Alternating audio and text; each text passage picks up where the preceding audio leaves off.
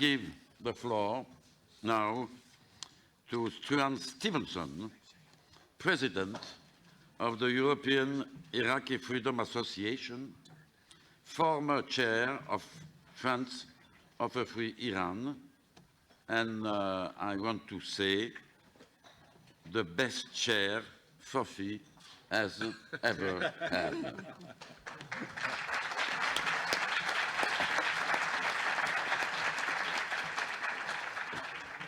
Madam Rajavi, Gérard, thank you very much for your kind words, and really let me start by thanking you for inviting me here today and for the very, very high level of the presentations that we've heard. I hope Mrs. Mogherini has somebody in this room taking notes.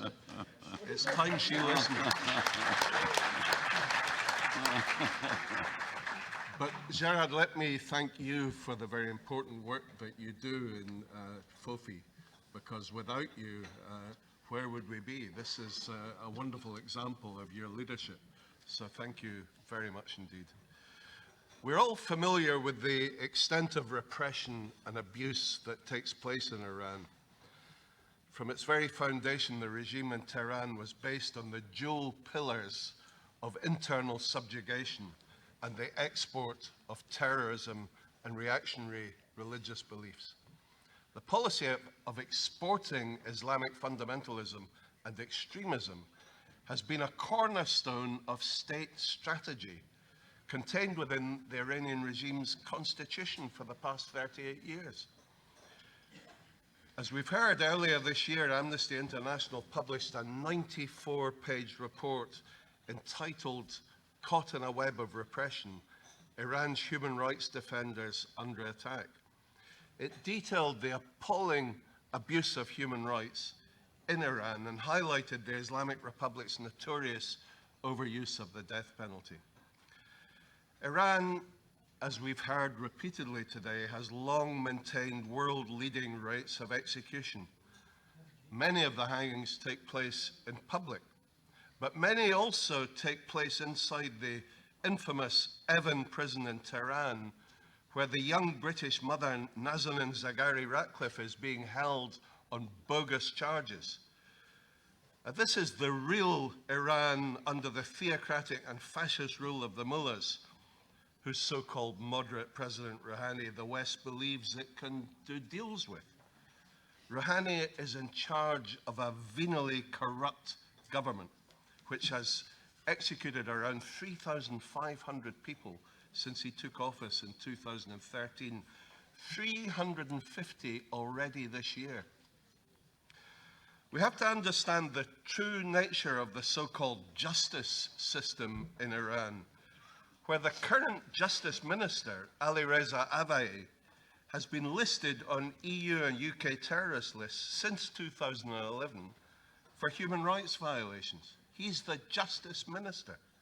The Iranian regime is the godfather of terror, spreading conflict and the systematic violation of human rights across the Middle East.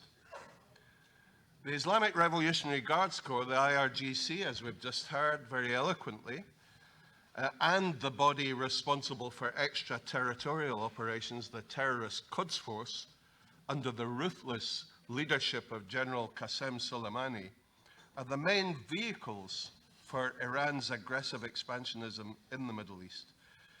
The IRGC has for decades been carrying out terrorist attacks across the zone, including in Syria, Iraq, Yemen, and Lebanon. The fact that Iran has consistently supported and nurtured proxy extremist Shiite groups is not a matter of dispute. What are less clear are Tehran's relations with Sunni extremists. We've been lulled into believing that the disputes between the Shiites and the Sunnis are so significant that Iran could never countenance any sort of link with its Sunni rivals. Indeed, the regime has even occasionally posed as a de facto ally of the West in confronting Sunni extremists. But documents seized by the Americans during their raid on the residence of Osama bin Laden in Abbottabad on the 2nd of May 2011 have just been released, and they've proved what many of us have known for many years. The mullahs regime, as the epicenter of Islamic fundamentalism, has always been prepared to overlook sectarian differences with Sunni extremists to further the spread of fundamentalist terror worldwide. The secret papers, now released by the Americans, reveal that the mullahs were working hand in hand with Al-Qaeda and with bin Laden himself, and subsequently even with ISIS, with Daesh. The Shiite mullahs and their Sunni cohorts share the same Islamic fundamentalist belief in the creation of a caliphate through the deployment of international jihad and based on the principles of unbridled cruelty, depravity, and misogyny. To achieve their objective, they will accept no limits in viciousness and savagery. The European Iraqi Freedom Association, which I chair, has just published a 25-page report which details the extensive links between the Iranian regime and Sunni extremist groups like Al-Qaeda and Daesh. The new evidence confirms what I've always believed, that during the Soviet era, communists around the world were divided into a multitude of factions like the Marxists, Leninists, Trotskyists, Maoists.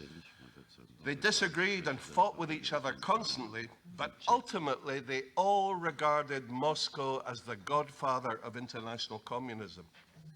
The same applies to Islamic fundamentalism today.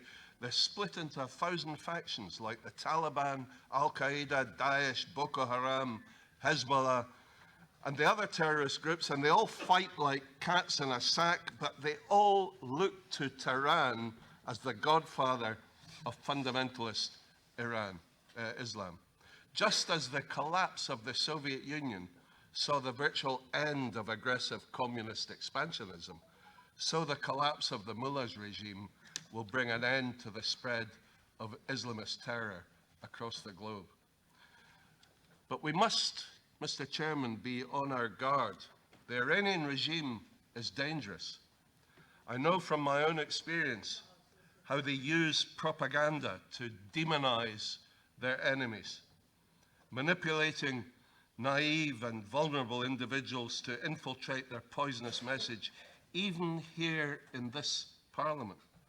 These programs of demonization are always a prelude to violent attacks. So I ask you to beware and be vigilant.